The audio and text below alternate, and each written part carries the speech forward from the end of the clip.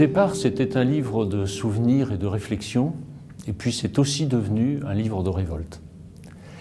De souvenirs, j'ai été préfet, directeur général de la police nationale, directeur de cabinet du ministre de l'Intérieur, du ministre des Finances, secrétaire général de l'Élysée, ministre.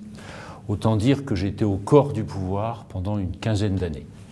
Alors j'ai pensé que pour les Français, ce serait intéressant qu'avec mon regard, ils revivent un certain nombre de grands moments de leur vie collective, la prise d'otage de l'école maternelle de Neuilly, le détournement de l'Airbus d'Alger, l'affaire Mera, les attentats islamistes de 1995 en France, que l'on a déjà oublié, qui était déjà une annonce dramatique pour notre pays, la libération des infirmières bulgares, la traque d'Ivan Colonna.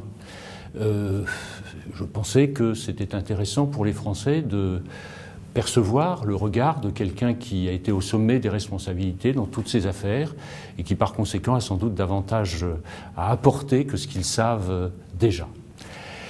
J'ai pensé aussi que c'était intéressant pour eux de pénétrer dans les arcanes du pouvoir, de voir comment fonctionne un gouvernement, comment fonctionne l'Élysée, comment les décisions sont prises, quelles sont les relations entre les personnalités politiques, y compris lorsqu'elles sont alliées. Ces relations ne sont pas toujours très faciles. Ils le savent un peu, mais c'est quand même mieux de le leur dire carrément. Et puis c'était l'occasion pour moi de faire quelques portraits de très hautes personnalités que j'ai pu rencontrer, là aussi avec ma façon de les percevoir, qui n'est pas forcément celle dont ils les perçoivent eux, avec ce qu'ils lisent et voient à la télévision. Un livre de réflexion parce que l'expérience longue que j'ai vécue au sommet de l'État me permet par exemple de faire, je crois, un bilan lucide mais objectif de la présidence de Nicolas Sarkozy. Ça me permet aussi de dire un certain nombre de convictions fortes, claires, sur des voies de redressement de notre pays.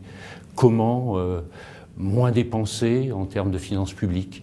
Comment faire que les Français aient une sécurité plus assurée, plus forte? Ce sont quelques convictions qui, je crois, méritent d'être partagées, y compris aussi sur l'Europe, qui reste un avenir de la France.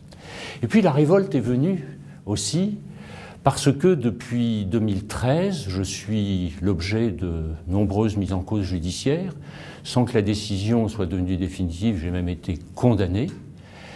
Et je dois dire que je trouve tout cela profondément injuste